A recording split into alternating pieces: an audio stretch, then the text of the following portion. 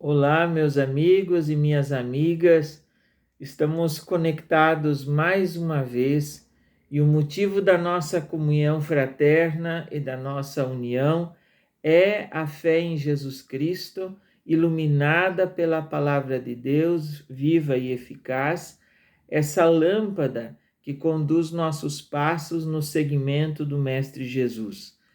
Estamos no dia 15 de dezembro, já estamos findando o ano e nesta terceira semana do Advento avançamos em nossa preparação para o Natal.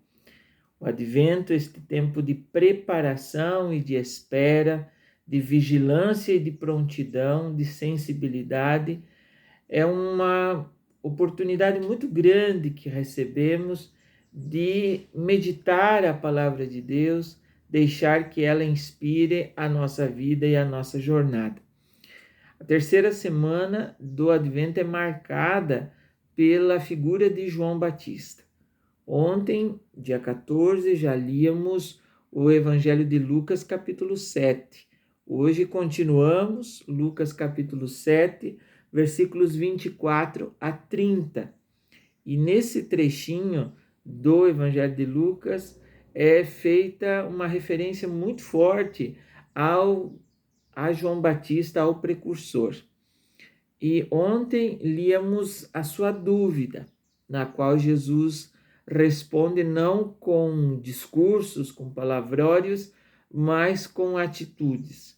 Cura dos doentes, purificação dos leprosos, ressurreição dos mortos, os cegos que enxergam, os surdos ouvem, a boa notícia é anunciada aos pobres.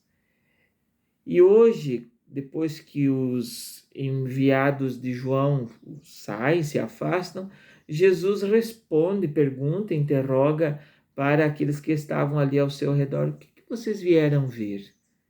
O que vocês foram ver lá no deserto? E ele pergunta 3 vezes, são 3 vezes esta pergunta: o que vocês foram ver? Em referência a João Batista.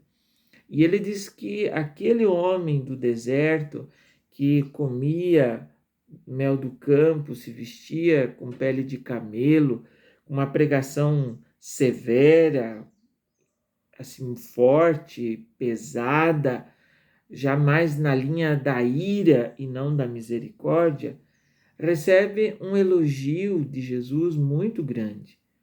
Ele recebe o título de alguém que é mais do que profeta. João não foi só profeta, ele foi o precursor. É aquele que prepara o caminho, que aponta para Jesus, que faz de toda a sua vida um sinal para o Messias. E Jesus pergunta: o que vocês foram ver?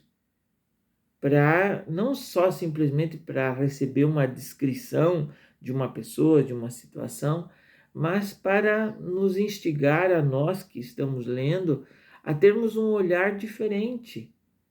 Ele pergunta 3 vezes, então isso significa que ele nos convida a termos um olhar diferente, um olhar de misericórdia, um olhar de amor, um olhar de perdão, de justiça, um olhar de solidariedade, um olhar sensível que consegue enxergar as virtudes, o crescimento, a evolução, o sofrimento do outro e da outra.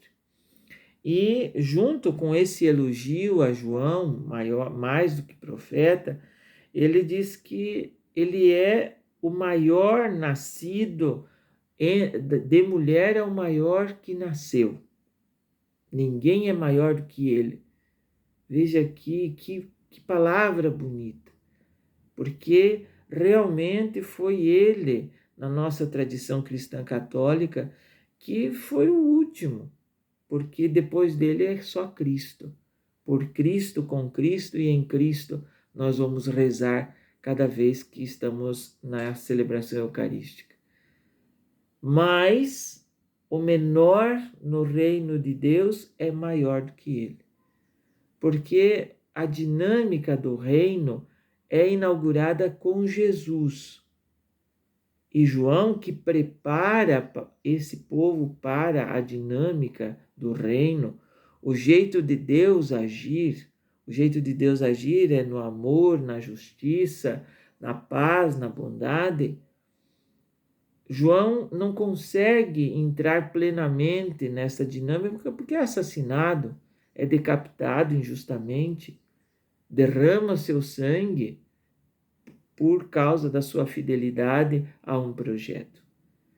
Então, por isso que ele vai dizer, o menor no reino de Deus é maior, porque o reino de Deus só é dos menores, não dos menores em tamanho, dos menores, sim, de coração humilde. Aquelas pessoas que se reconhecem necessitados, carentes, dispostos a crescer. Menor no reino dos céus é os humildes, que muitas vezes não têm nem o que comer, nem o que vestir, e que são espolhados e jogados fora. Esses, os menores. E aqueles que temos alguma coisa, vamos pelo viés da humildade, em reconhecer que os outros têm razão, que os outros sabem mais do que a gente, que eles também são capazes de fazer até melhor do que você e eu. Isso é a dinâmica de ser menor. São Francisco tem muito presente isso. E no final me chamou muita atenção porque a palavra de Deus, ela é sempre nova. Um grande professor nosso, amigo, querido, que já está no céu, quando ele completou 70 anos e era um homem extremamente mergulhado na palavra de Deus, conhecedor dos textos originais, no sentido de que sabia manejar muito bem a tradução do hebraico, do aramaico, do grego. Ele, quando completou 70 anos, ele me disse assim, estou ficando velho e a palavra de Deus cada vez mais nova. E é realmente, a palavra de Deus é sempre nova. Por isso, me chamou muito a atenção o último versículo desse trecho, Lucas 7:30, que fala, todo o povo ouviu, e até mesmo os cobradores de impostos, eles acolheram o batismo de João, que era um convite à conversão. Mas os fariseus e mestres da lei, as autoridades religiosas, rejeitando o batismo de Jesus, tornaram inútil para si mesmos o projeto de Deus. Veja, o tempo do advento, querido amigo, querida amiga, é um convite à conversão. Nós não precisamos de um novo batismo se já somos batizados, mas precisamos agir como convertidos.